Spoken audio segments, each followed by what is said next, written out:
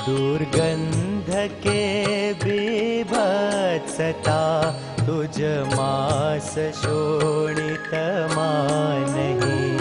चैतन्य माचे स्वस्थता ने स्वच्छता काया मही।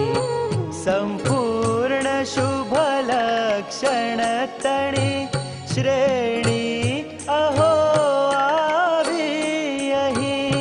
अरिहंत अतिशयवंत तुझने भावती करो वंदना।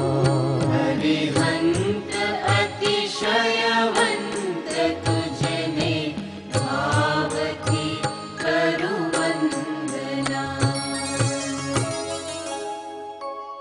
જગતમાં ક્યાંય જોવા ન મળે એવી જિનેશ્વર પ્રભુના ત્રીજા અતિશયની બે મુખ્ય વિશેષતાઓ છે.